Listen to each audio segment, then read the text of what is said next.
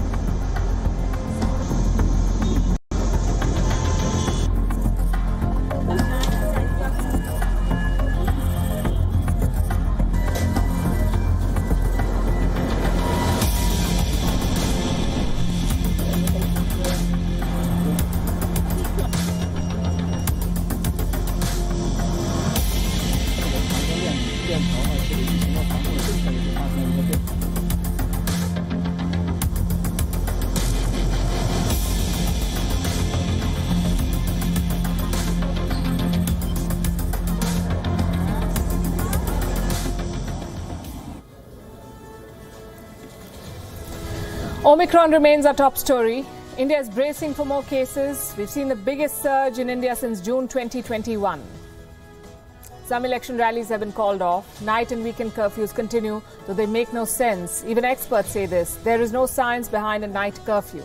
In China, the COVID app keeps crashing, making lives of citizens in lockdown cities even worse.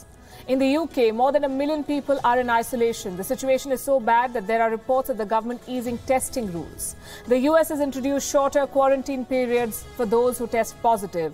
In Japan, there is protest over US military bases turning into hotspots. And in Israel, the Prime Minister says a second booster is the way out. Long story short, everyone is doing their own thing and everywhere cases are surging.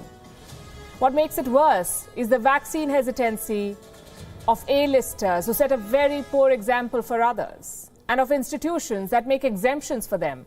Novak Djokovic is losing fans in Australia. We'll tell you why. Also on the show tonight, the Taliban calls itself the government in Afghanistan, and now they're setting up an army with a suicide squad. They call them superpower slayers. It is not a joke. In Kazakhstan, a fuel price hike leads to mass protest and an emergency. The entire government resigns and then blames the crisis on a foreign hand. In the US, former First Lady Melania Trump is back in the news. She's auctioning her belongings from the White House. She says the proceeds will go to charity, but nobody believes her. We'll tell you why. And finally, KFC is selling vegetarian fried chicken. Yes, there is a thing like vegan meat. It is trending. Chew on it till we get to the story. We begin as always with Gravitas Global Headlines. North Korea fired a suspected ballistic missile off its east coast, making it the first projectile launch of this year. The United States has urged Pyongyang to sit down for talks, while South Korea and Japan also called for dialogue. Sudanese security forces fired tear gas at anti-coup protesters who chanted slogans in defiance of the military, just days after the civilian premier resigned. 2 explosive-laden drones were shot down by Iraq's air defenses as they approached the airbase, which hosts US forces in the west of Baghdad. US prosecutors have said they were dropping a sexual harassment case against former New York Governor Andrew Cuomo, who was forced to quit over the allegations last year. The Albany County District Attorney said that while the complaint was credible, his office would not be able to prove the case beyond a reasonable doubt. The French President Emmanuel Macron has warned that he will hassle the unvaccinated, triggering controversy and leading to the French Parliament suspending the COVID-19 debate amid anger over the president's remarks. Hong Kong has announced a ban on flights from 8 countries, including the US, UK, France, and India, after an Omicron outbreak linked to an aircrew. Thousands marched along the beaches of Argentina's Mar del Plata to protest an oil exploration project off the Atlantic coast, calling the sea sacred and demanding it should be left untouched. Flash floods in the southern region of Iran has left at least 8 dead and 14 injured. According to officials, the deluge is expected to last until later this week.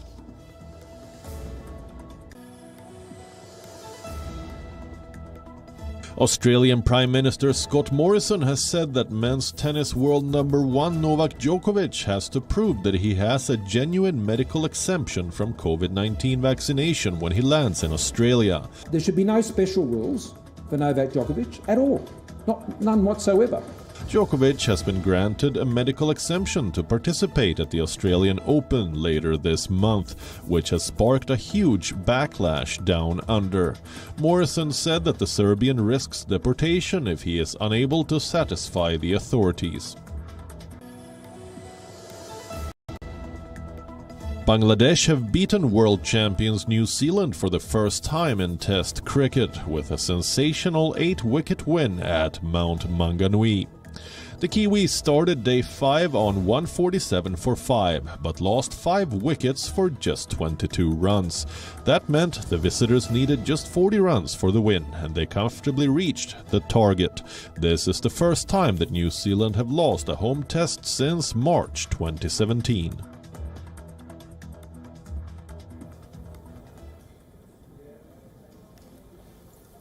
The third wave is on in India. Almost 60,000 new infections were reported in a day. New cases have doubled in 4 days. In 9 days, they've gone up by 6 times. Omicron is fueling the surge. Metro cities are the worst hit. How should you read the situation?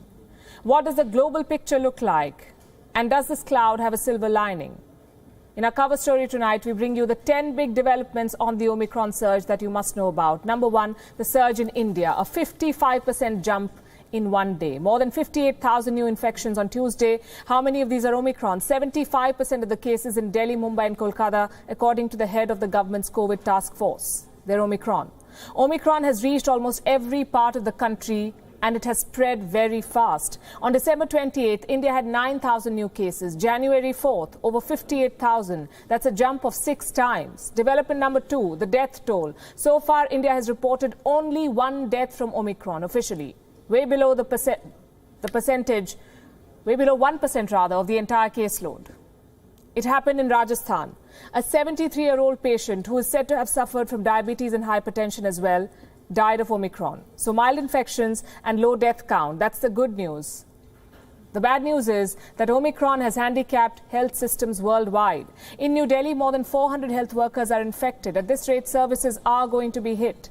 Point number 3, the next 2 weeks are going to be critical for India. Mumbai could peak this week. It is the biggest hotspot in India right now. A projection from the Tata Institute of Fundamental Research says Mumbai will hit more than 16,000 cases a day. City health officials say the figure will be around 20,000 new infections daily. What are we doing to contain the surge? In some places, night curfews have been imposed. The problem is they don't work. That's point number 4. There is no science behind night curfews. This comes from the World Health Organization. It says India needs science-based policies and that soaring Omicron cases could lead to more dangerous variants in the days ahead. We're still at a phase where the virus is evolving quickly. The more it spreads, the more it transmits, and the more it replicates, the more likely it is to throw out a new variant. Point number 5, the global picture. It's a tsunami of cases as predicted. More than 10 million people tested positive in the last 1 week. That's 1 crore cases in a week. 10 million. The previous record was 5.7 million. It was set in April 2021. Now we have 10 million. That's almost double. Around the world, there are hundreds of thousands of people who are isolating at home. Look at the United Kingdom. This is point number 6. More than 1 million people are confined to their homes in the UK. They tested positive for the Wuhan virus. British Prime Minister Boris Johnson has said that this is the fastest rise in cases that the UK has ever seen. Our United Kingdom is in the midst of the fastest growth in COVID cases that we've ever known. Previous waves of the pandemic didn't have a single day with more than 100,000 new cases reported. One day last week, we had 200,000 people test positive. And the latest figure today is another 218,000, though with that includes some delayed reports. So anyone who thinks our battle with COVID is over, I'm afraid, is profoundly wrong. The United Kingdom has reported more than 218,000 cases, its highest daily case tally in this pandemic. Despite the surge, it is easing testing rules. People who test positive using rapid testing kits will not have to take a swab test to confirm their diagnosis. British officials say this is being done to free up capacity at testing centres. Development number 7 comes from France. President Emmanuel Macron is very angry with those who are not taking the vaccine, and he has a strategy to deal with them. In an interview, he gave this message for anti-vaxxers, and I'm quoting, "The unvaccinated, I really want to piss them off," that's the word he used, "and so we are going to continue doing so until the end. That is the strategy. I won't send the unvaccinated to prison. I won't vaccinate by force. So we need to tell them from January 15th, you won't be able to go to the restaurant anymore. You won't be able to down one, won't be able to have a coffee, go to the theatre, the cinema." This is how the French media has headlined it. Macron's declaration of war against the anti-vax. His comments sparked chaos in the French parliament. The opposition is outraged. Nous y voilà, en plus de la crise politique déclenchée. Here we are. In addition to the political crisis triggered by the interview of the President of the Republic, the presidential monarch who allows himself to insult a part of the French people by calling them non-citizens and irresponsible.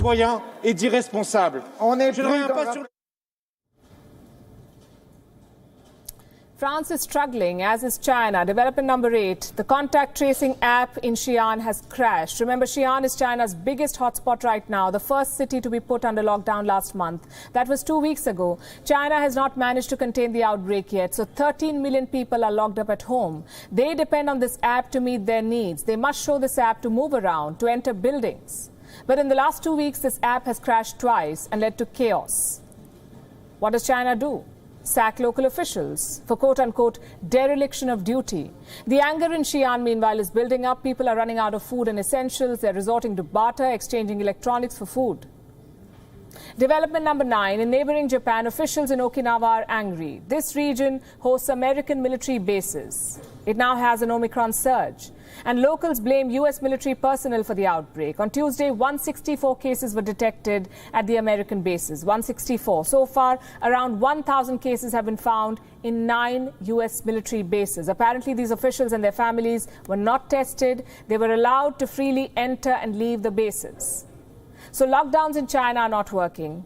Night curfews in India make no sense. And free movement to Japan is not helping. How do we tackle the surge then? Like always, vaccines remain our best bet. Israel is trying to boost its way out of the Omicron wave. It is giving people a second booster dose. That's development number 10. A study in Israel found that with the fourth jab, antibodies will go up by 5 times. Israeli Prime Minister Naftali Bennett has shared these findings. We know that a week after the administration of the 4th dose, we see a 5-fold increase in the number of antibodies in the vaccinated person. This most likely means significant increase in the protection against infection and against severe hospitalization and symptoms. Well, good for Israel. Not everyone can get a booster, though. Forget that. Not everyone can get a single shot yet. Only 57% of the world's population has got a Wuhan virus shot. The remaining 37% are still unvaccinated. That's more than 3 billion people unvaccinated. And that's enough for the virus to keep spreading and mutating. So all the best and hang in there. This disparity is not going to be mitigated anytime soon. 1, because of vaccine inequity, and 2, because of vaccine hesitancy. Both are stretching the pandemic, and both are the results of politics and hypocrisy. Here's a shining example. Novak Djokovic. He has no dearth of resources, but he won't take the jab. And the world seems to be bending over backwards to accommodate him, just because he's a tennis star and a white man to boot. Djokovic is the world number 1 in tennis. He beats the best of his peers, and he plans to beat the Wuhan virus without a vaccine. Why? What is his excuse? Well, it keeps changing. Last year, the Australian Open enforced a strict vaccine mandate. You must get a jab if you want to play. That's what they said. Djokovic said he wouldn't be forced. that taking a vaccine was his personal choice and he chose to not take it under any condition. Basically, he confronted the organizers. His father said this rule amounted to blackmail. This was in the month of November. 1 month later, as the dates for the tournament approached, guess what happened? The organizers relented. They said they would allow medical exemptions, meaning you could participate without being vaccinated if you gave a quote-unquote genuine reason. You would have to undergo 2 medical reviews by a government-appointed panel of experts. If you pass, you can play. That's what they said. Do you know how many players applied? 26 for this exemption. How many got the exemption? A handful. Sure enough, Novak Djokovic was one of them. He posted a picture on Tuesday announcing that he would travel to Australia with an exemption permission. How did he get this exemption? What medical condition does he have? He won't tell, neither will the organizers. Apparently, it's all confidential. I'm sure it is, but his vaccine hesitancy is not. It's a matter of record. From openly rejecting vaccines to coming up with unknown medical conditions, Novak Djokovic has had it his way. And Australians are mighty upset, as they should be. Social media is flooded with angry reactions. People say they've been taken for fools. Why are Australians so angry? In the last 2 years, Australia has had at least 6 lockdowns, the strictest and lengthiest lockdowns in the world. Families were separated for months. Funerals and weddings could not take place. People were not allowed to step out of their homes without getting vaccinated. In many states, they still cannot. But Djokovic can. He can ditch the jab and come and play in Australia because he has a medical condition that won't be disclosed. Many Australians see this free pass as an insult to what they've endured. Even tennis players are appalled. Without taking names, they say the decision is unfair. I don't know what to say about that, really. I mean, I think if it was me that wasn't vaccinated, I wouldn't be getting an exemption. And that's, but well done to him for getting cleared to come to Australia and compete. That's very politically correct from you. I don't know the criteria. As James has very wisely put out there, I think he's, said all the right things there. Look, I just think it's just very interesting. That's all I'm going to say. But hey, it is what it is. It is what it is, he says. But does it have to be? The government of Australia has been asked to clarify. It has been asked to send Djokovic back if he does not reveal his medical condition. This is how Australia's Prime Minister Scott Morrison responded. Well, my view is that any individual seeking to enter Australia must comply with our border requirements. He must provide acceptable proof that he cannot be vaccinated for medical reasons and to be able to access the same travel arrangements as fully vaccinated travellers. If that evidence is insufficient, then he won't be treated any different to anyone else and he'll be on the next plane home. So there should be no special rules for Novak Djokovic at all, none whatsoever. There will be no special rules. We hope there aren't, not just for the sake of Australians, but also for the legacy of Djokovic. And here's something else that you must know. Among those who applied for medical exemption at the Australian Open was a 17-year-old player from India, Aman Dahiya. He made the cut for the junior championship, but he was denied entry. At 17, you see, he's not vaccinated, so he cannot play.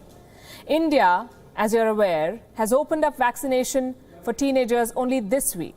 Aman Dahiya comes from a humble background. He's said to have tried many ways to get a jab, but he couldn't. And he's not Novak Djokovic. So no exemption for him.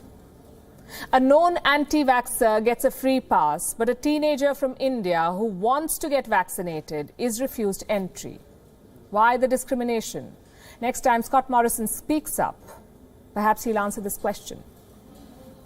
Over in Afghanistan, the Taliban are busy creating a state. They have a government, they have a capital, but they don't have an army. I know it sounds ridiculous. The biggest threat to Afghans is the Taliban. So why do they need an army? And more importantly, what will this army do? They will carry out suicide attacks. We are not saying this, the Taliban is. And for the record, the Taliban has always had suicide squads. They attacked Afghan soldiers and Western infrastructure. But that was during the insurgency. Now they claim to be the government. So what will these squads do now? Reports say they will defend the borders, believe it or not. The recruitment process has already begun. The plan is to create an army of 100,000 soldiers. Among them is a special suicide battalion. Frankly, it's not the decision that confuses me. What else do you expect from a terrorist organization? What confuses me is the logistics. Suicide squads work during insurgencies. They're not acceptable, but they exist. But how will an official army deploy them? The Taliban won't say. But reports claim some suicide bombers are already on the job. They have reached the northeastern border with China and Tajikistan. I'm sure Beijing is surprised and saddened. All that tacit support, all of those funds, and what do they get in return? Suicide bombers at their border. We don't expect anything less from the Taliban. Do you remember their parade in September? Their terrorists were marching in formation. They were flaunting their shiny American arsenal. But one weapon stood out. It was a suicide vest. It was their most potent weapon during the insurgency. In fact, many countries have deployed suicide squads.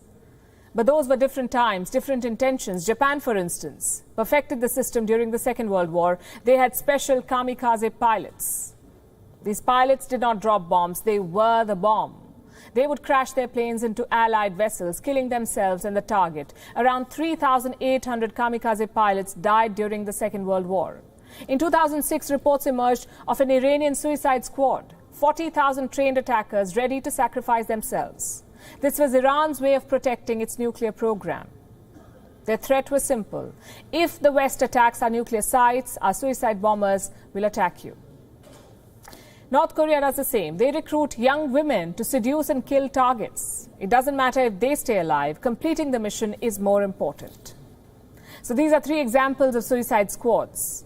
One is from 75 years back. Another is most likely a boast. And the third is by a rogue state. Frankly, now it makes sense. The Taliban is a mix of all of these three examples. Outdated mindset, boastful, and rogue. But this attitude has real-world consequences. Most of these suicide bombers are young. Reports say as young as 20.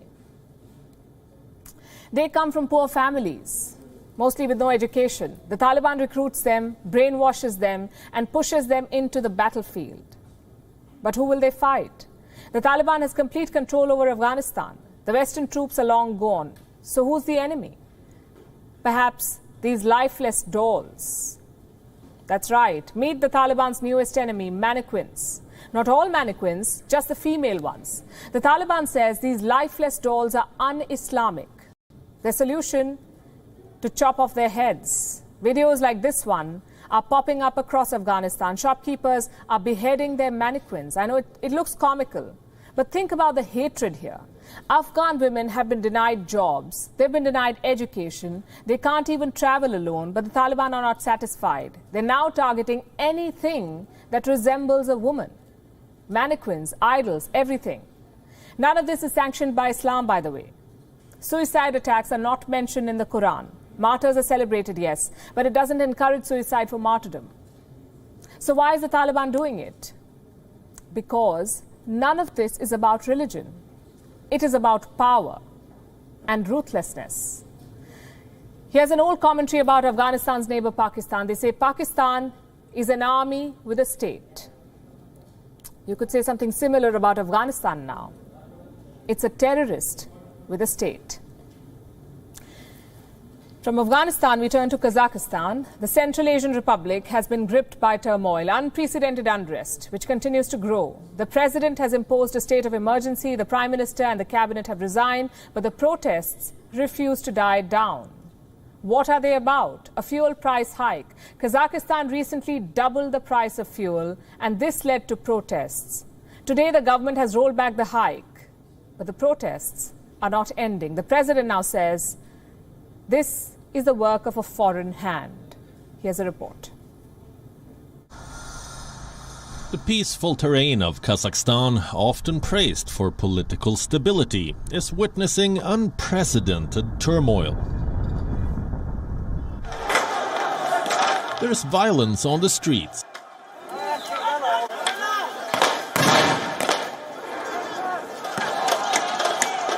scuffles between police and protesters.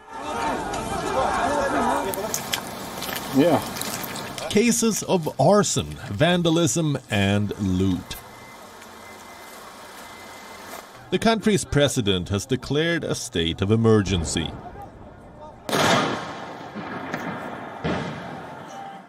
The Prime Minister has resigned, as has the entire cabinet of ministers. This is unheard of. Kazakhstan hasn't witnessed such turbulence ever since it left the Soviet Union 30 years back.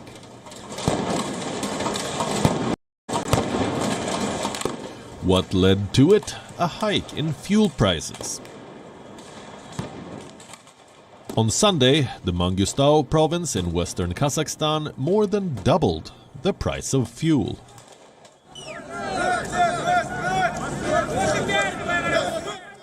It lifted caps on liquefied petroleum gas, leading to a sharp rise in prices. In a matter of hours, they went from 60 tengis per liter to 80, ending up at 120 tengis per liter, which is equal to $0.28. As the prices skyrocketed, the protests began. They first emerged in the city of Shanauzen in Mangustau. From here, they started spreading east and reached Kazakhstan's financial capital, Almaty, where they spun out of control.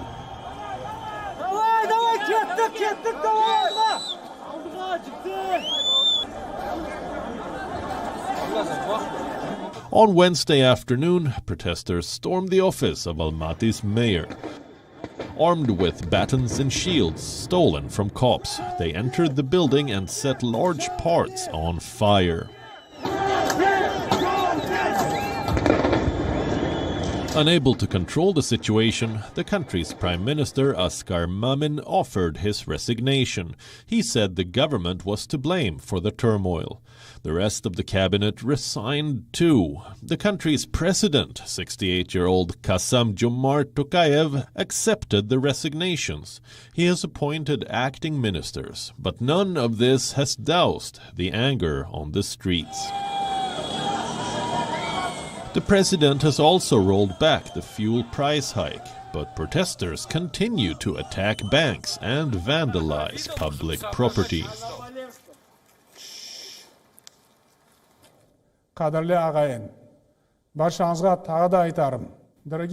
Dear compatriots, I urge you once again to see reason and not to react to provocations from inside and outside, to the euphoria of rallies and permissiveness. Calls to attack office space of civilian and military authorities are absolutely illegal. This is the crime followed by a punishment.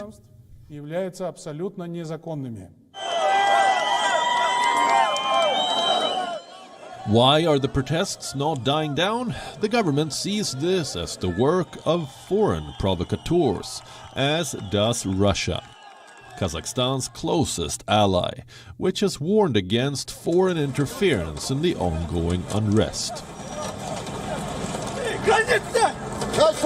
Bureau Report, WION, World is One.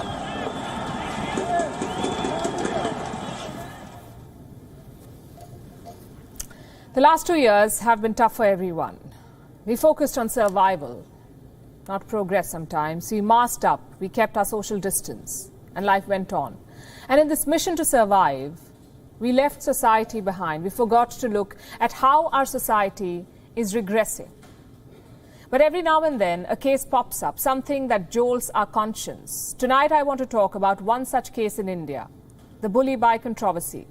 I'm sure you've heard about it. It's all over social media. Around 100 Muslim women listed for auction on an illegal site. Their picture, their personal data, all of it published on the website. What was the point of this disgusting idea? To intimidate these women, to shame and threaten them on the internet. Credit to them, these women fought back. They went public with screenshots. They filed a complaint with cyber police. All of this happened on the 1st of January. 4 days later, a few arrests have been made. That's when the story took an even more worrying turn. The mastermind behind this website is an 18-year-old girl, we are told, a teenager. Her accomplice is not much older, he's 21. What could have prompted a teenager to unleash such hatred? How did she even think up such a disgusting plan? At this point, the police are still investigating, but here's what we know. This teenager had a troubled life. She lost her father last year to COVID-19. Before that, her mother died of cancer. Not easy circumstances, yes. But surely that does not excuse her actions. Millions of people live through traumatic experiences. Not all of them resort to hatred. Not all of them try to auction women on the internet. Clearly, there's something more at play.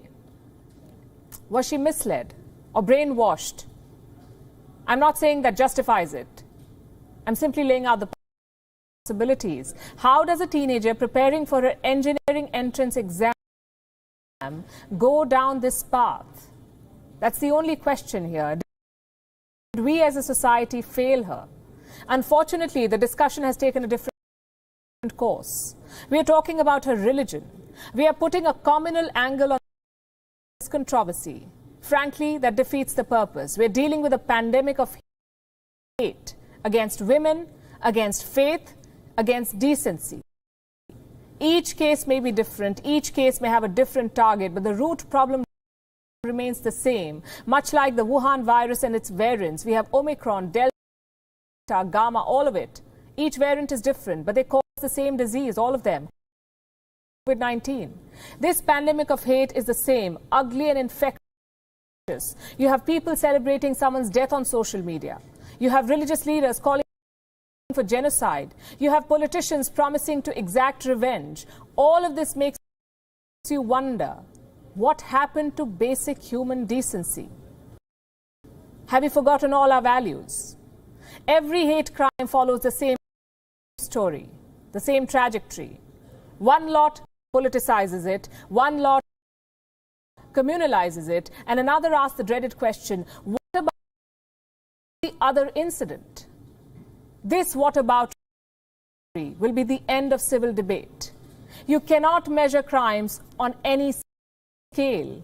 Auctioning women is wrong. Inciting violence is also celebrating death. Not cancel each other out.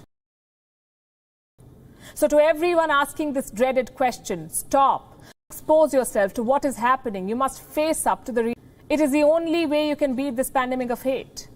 Uncomfortable conversations with your children, quarreling with a close friend or disagreeing with your colleagues. It's not so, but it must be done. And it must be done all over the world, not unique to India. You have white supremacy, anti-Semitism in the Arab world, Islamophobia in Europe. Every society is struggling with, and to overcome this struggle, we must re-establish the ground rules of humanity. What are those ground rules? Violence is not okay. Threats are not okay. Discrimination is not okay. If every child is taught this, if every adult is legally bound by this, we can perhaps eliminate this hate pandemic. Think about it. For the moment, we shift to the US. Melania Trump is back in action. She's auctioning off some of her possessions from the White House, and that too in cryptocurrency. Melania Trump's office says some proceeds will go to charity. But not many believe her story. Here's why. Former firsts rarely go out of public eye, even after they leave the White House. Some write books. Others keep themselves occupied with their foundations. One former First Lady even ended up running for president. But Melania Trump is different. She has embarked on a different journey altogether. She is auctioning off her White House belongings.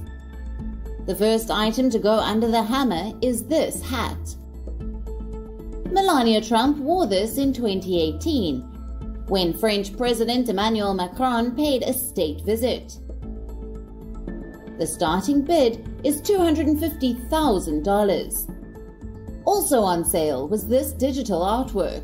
Melania Trump has entered the non-fungible token or the NFT space. Through her website, she sold this digital painting of her eyes. My vision is look forward with inspiration, strength, and courage. Where is the money going? On the face of it, this looks like a business initiative. Melania Trump's office did say some of the proceeds will go to charity, but they won't say how much. There are doubts whether the money will be donated at all. In the past, the Trumps have been accused of funneling charity money back into their business. Donald Trump's son, Eric Trump, runs a foundation in his name. Since 2007, the foundation has organized several golf tournaments. Some of the events were supposed to raise money for children's cancer research, but the charity ended up in the accounts of the Trump organization. The Trumps were billing their own charity for using their own golf course. How much money was redirected? More than $1.2 million, according to one report. The alleged scam now casts a shadow on Melania Trump's latest venture. Netizens are already mocking the initiative. One user suggested the Trumps are desperate for cash. Another said this: "Is there anything a Trump won't do for a quick buck?" But this one sums up the auction best. "This is adorable. Melania is having a yard sale." Bureau Report, WION, World is One. And Melania's yard sale is not the only thing trending today. Plant-based meats are making quite a splash. Let me show you some headlines. First, from the United Kingdom, where Burger King, known for letting customers have their way, has come up with a New Year's gift for vegans: vegan nuggets made from soy and plant proteins. Then we have KFC, the purveyor of piping hot poultry. It has decided to add plant-based fried chicken to its menus across the US. This is chicken made from plant protein that mimics the taste and texture of whole muscle chicken. And in India, ITC, an FMCG giant, is also foraying into plant-based meat sector. It will soon offer plant-based nuggets and burger patties, we're told. What does the trend tell you? Plant-based meat is becoming popular, transforming from a niche vegan interest to a mainstream diet. What explains the growing popularity? Also, what exactly is plant-based meat? It's simply meat made from plants. There is such a thing now. It contains ingredients like soy, wheat gluten, potato starch, beans, lentils, legumes, nuts and seeds. These ingredients may vary depending on the product. Next question. Why is plant-based meat popular? Apparently, it brings nutritional value to your plate. It is said to be rich in antioxidants, vitamins and minerals. Plus, it claims to taste the same as the real deal, although food reviewers have given mixed verdicts. Some say it lacks the texture, some say it misses the aroma, and some simply don't like the taste. Fair enough. The nutritional value of plant-based meat can also be up for debate. Studies say eating plant-based meat is not the same as eating vegetables, because at the end of the day, it is still processed. It is still mass-produced in factories. It contains food color, artificial flavors that are being added to bring the taste of real meat. Let me show you a study. It was conducted in December 2021, so fairly recent. It evaluated at least 37 plant-based meat products in the US. Here's what they found. Most fake meat products contain 80% more sodium than beef, an ingredient that has proven to increase chances of high blood pressure and stroke. So plant-based meats may be sustainable, but not necessarily healthy. There is no consensus on the question yet. Can this be called environment friendly, this option? Again, opinions vary. According to the ORF, livestock contribute to nearly 15% of global greenhouse gas emissions. 65% of these emissions come from beef and dairy alone. So yes, lowering your meat consumption is healthier for the world, for the environment. But going for plant-based alternatives does not really solve the problem. Some substitutes are not that eco-friendly. Take soybeans, for example. Studies have found that industrial processing of soybean releases a neurotoxin, an air pollutant called hexane. They also say that soybean is genetically modified through herbicides that negatively impact the ecosystem. So yes, plant-based meat can reduce your carbon footprint. But to call it climate-friendly may be a false promise. Yes, it has health benefits, but it's not the healthiest alternative, really. And yes, it is growing in popularity, but it's hard to say if it's going to spell the end of meat. We'll be watching. So plant-based meat, a life under masks. These are very challenging times to be alive. We feel it here in the newsroom. It feels like every news story is bad news. I'm sure you feel the same when you watch news. So tonight we are switching strategy. We told you about the Omicron surge, we told you about the pandemic of hate, but now we will tell you about the silver lining. Believe it or not, some good things are happening in our world. Like they say, the glass is either half empty or half full. So let's look at the half that is full. Good news number one, Indian exports have hit a new high. In this ongoing financial year, India's exports have crossed $300 billion. Remember, we have 3 months left for this financial year to end. So that's 9 months and $300 billion in exports. This has never happened before, ever. In fact, December was something of a miracle. Indian exports hit $37 billion last month. That's another record. At this rate, India's exports will hit $400 billion by the end of this financial year. That's definitely something to celebrate. Because 2021 was not a normal year. We had lockdowns, variants, and a lot of confusion. Also the punishing second wave. Despite these challenges, exports have hit a record and the future looks exciting. India is hoping to strike 5 major trade deals with Britain, Canada, Australia, the UAE, and Israel. More trade deals equal more exports. So the path of economic recovery looks exciting. Challenging, yes, but also exciting. Good news number 2. India has checked a major green energy target, and that too around 8 years ahead of schedule. 8 years. What exactly was this target? It was set at the Paris Climate Summit of 2015. India promised to achieve 40% of its installed energy capacity from non-fossil sources. What does non-fossil mean? Basically, renewable energy plus nuclear. India was supposed to hit this target in 2030, but India achieved it in November 2021, more than 8 years ahead. How did India do it? With innovation and synergy, India's total energy capacity is around 392 gigawatts. Out of this, non-fossil sources make up around 157 gigawatts. If you do the math, that is 40%. It's a classic example of public-private teamwork. Let's look at the period between 2014 and 2019. The private sector invested $64 billion in the renewable energy sector. A lot of money also came from abroad, nearly $7 billion in foreign capital. The government's Green Energy Corridor, or the GEC, has also contributed to the progress. So here we are. Target met in 2021. Good news number 3, something to rejoice for job hunters. I know the pandemic has crushed many careers, but things are steadily improving. Take India's premier engineering colleges, the IITs. Their placements touched an all-time high last year. But in the Bombay campus, 1,400 students got a job. Their average pay was up 26% compared to 2020. IIT Delhi got 1,250 job offers, 45% more than last year, average pay up by 20%. In IIT Madras, 73% of the students got job offers in the first phase itself. Now, I know that the IITs are India's premier institutes, but they do represent a trend. The job market is steadily recovering. Companies are hiring again. Let me show you the numbers. Around 60% people who lost their job in 2020 are back to work. Tech is leading the way. Demand for tech professionals has surged 85% compared to 2020. So if you're hunting for jobs, your wait could end soon.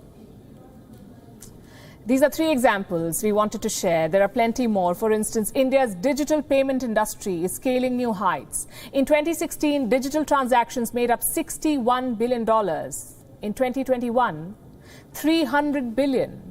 Indians are making around 25 billion digital transactions in real time. That's 60% more than China. And don't forget all the individual brilliance, a gold medal at the Olympics, and 43 unicorn companies in a single year. All of this happened during tough times. So here's what I'm trying to say. You have 2 options in front of you. Either give in to the depressing times or focus on the nicer things in life. I know it's not easy, but if you look closely, you can find heartwarming stories. It doesn't have to be your country's economic growth or a booming job market. Sometimes it can be small things around you. Make sure you stop and appreciate them, because that's the only way to survive in these testing times. Be aware of the bad, but focus on the good. We'll wrap the show, leaving you with Gravitas images. Thanks for watching.